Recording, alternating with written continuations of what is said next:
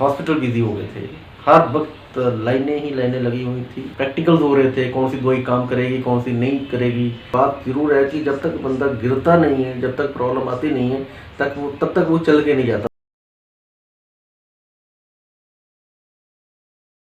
तो हमें कोविड और इम्यूनिटी की जानकारी देने के लिए हमारे साथ जुड़े हैं डॉक्टर राजेश राणा। डॉक्टर राणा, आपके टाइम के लिए थैंक यू। जी, यू आर वेलकम। तो डॉक्टर राणा, आपको इस प्रोफेशन में कितने साल हो चुके हैं? I passed out my MBBS in 1992, and in 1995 I got my job as a PCMS in Punjab government, and since then I am practicing as a general physician, and 2007 onwards I am practicing as a chest specialist. तो आजकल एक बीमारी है जो कि cardiac arrest है, वो बहुत कॉमन हो चुकी है, स्पेशली यंग लोगों में। ऐसा क्यों हो रहा है कि जो यंग लोग हैं उन्हें ये बहुत ज़्यादा हो रहा है?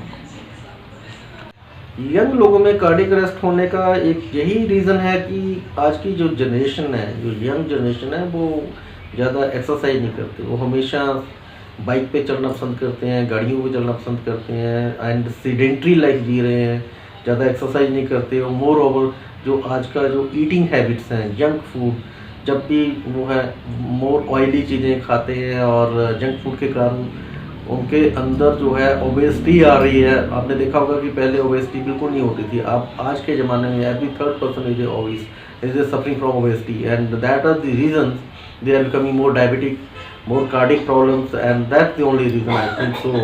Because of that only generation they are getting more cardiac arrest and cardiac problems, because sedentary lifestyles as well as eating habits. Covid जो है वो एकदम से आ गया था और बहुत तेज़ी से फैल गया था, तो उसके आने से चीज़ें जो हैं वो कैसे बदली? यस, जब कोविड आया था एकदम बहुत सारी चेंजेस आई थी।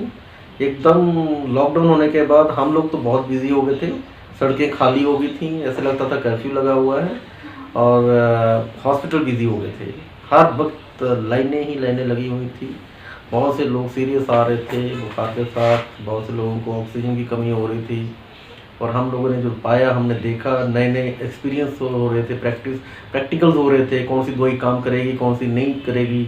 और हमें भी अपने आप में एक डर लगना शुरू हो गया था कि हम भी बच पाएंगे या नहीं बच पाएंगे। But luckily we are alive, and many of our colleagues they are no more at present. And उसके बाद एक ज़िंदगी में एहसास हुआ कि ज़िंदगी बहुत छोटी है, इसको खुल के जीना चाहिए, और पेशेंट की केयर के प्रति हमारी बहुत सी सोच बदल गई है उसके बाद। एंड डेफिनेटली कोविड ने ज़िंदगी चेंज कर दी हर इंसान की, हर इंसान की हर तरीके से, और हमारे बीच में भी बहुत चेंजेस आई। और हमारी जो मेडिकल लोग हैं, मेडिकल फील्ड से, उनमें भी बहुत सारी चेंजेस आई इसके आफ्टर कोविड। अगर हम इम्यूनिटी की बात करें तो कहा जाता है कि इंडियंस की जो इम्यूनिटी थी वो काफ़ी सारे लोगों से ज़्यादा बेहतर थी, और वो काफ़ी जल्दी ठीक भी हो जाते थे कोविड से। ऐसा क्यों था? यस, क्योंकि अभी कोविड में हमें पता चला कि इंडियन लोगों की इम्यूनिटी ज़्यादा पाई गई है, क्योंकि इंडियन लोगों की डेथ एंड इंडियन लोग कम कोविड से सफ़र किए हैं, और अगर हुआ भी है कोविड तो माइल्ड हुआ है, इतना ज़्यादा नहीं हुआ, एक्सेप्ट सेकेंड वेव। इसमें ये देखने में आया कि हमारे जो इंडियन लोग हैं ना, वो शुरू में मिट्टी में काम करते हैं, बहुत हार्ड वर्किंग होते हैं, हम लोग मसाले भी ज़्यादा खाते हैं, और हम पहले से ही we are already expose to such viruses and bacterias, and इसके कारण हमारी बॉडी बार बार चैलेंज होती रहती है, और जिसके कारण हमारी इम्यूनिटी ज़्यादा होती है। और ये भी पाया गया कि कोविड से हमें पता चला कि ये हमारी इंडियंस की इम्यूनिटी ज़्यादा होती है, बिकॉज हम शुरू से ही ज़्यादा एक्सपोज रहते हैं, थोड़ी थोड़ी डिसेंसिटाइजेशन हमारी हर बैक्टीरिया हर वायरसेस के प्रति होती रहती है। और बाहर के लोग हमेशा बहुत नीट एंड क्लीन एंड वो सब कुछ बाहर नहीं निकलते, जब बहुत अच्छे वो उसमें एसीज में रहते हैं, उनकी इम्यूनिटी डाउन हो जाती है। तो this is the reason I think so कि हम लोग ज़्यादा एक्सपोज रहते हैं टू दी एयर पोल्यूशन। आप अभी देखो कितनी ज़्यादा है, and we are living normally because of that. No doubt people are suffering from that, that's not a good thing, लेकिन they are getting desensitized also against the viruses and bacteria which are in the air, in the environment, and that's why we are becoming more and more immune to so many different type of bacteria and viruses, and इसी कारण हमारी immunity ज़्यादा होती है।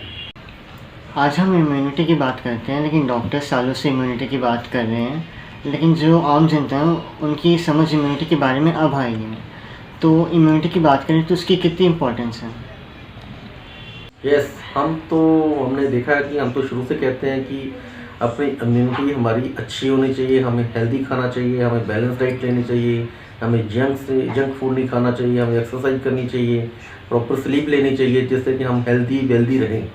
लेकिन लोगों को समझ नहीं आता था, वो सोचते थे कि ये ऐसे ही फालतू की बातें हैं। क्योंकि इंडिया में हमारा ना एक बात जरूर है कि जब तक बंदा गिरता नहीं है, जब तक प्रॉब्लम आती नहीं है, तब तक वो चल के नहीं जाता, तब तक उनको महसूस नहीं होता।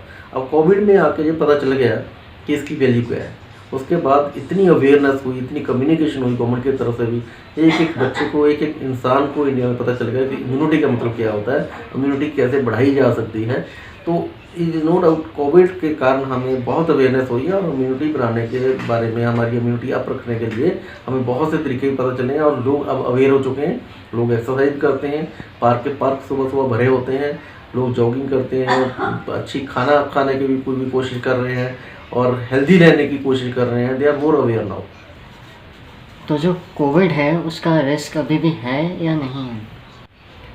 हाँ, कोविड का रिस्क तो अभी भी है। कोविड के नई नई स्ट्रेन आ रही हैं, अभी भी हमें अलर्ट रहना चाहिए। नो डाउट अभी कोविड की वैक्सीन आने के बाद हमें कोविड की चिंता मुक्त हो गए हैं, लेकिन अभी भी कभी भी इसकी स्ट्रेन चेंज हो सकती हैं, जहाँ वी शुड बी अवेयर। लेकिन क्योंकि कोविड के कारण हमें ये पता चल गया कि मास्क पहनना जरूरी है, पर्सनल हाइजीन रखनी जरूरी है, डिस्टेंसिंग मेंटेन करनी जरूरी है। उससे कोविड से ही नहीं बचा जा सकता, और भी बहुत सी इन्फेक्शियस बीमारियां हैं, जैसे कि वायरल फीवर होते हैं, इन्फ्लुएंजा होता है, आमतौर पे उसको जुकाम नज़ला कहते हैं। जैसे घर में एक को होता है, सभी को हो जाता है।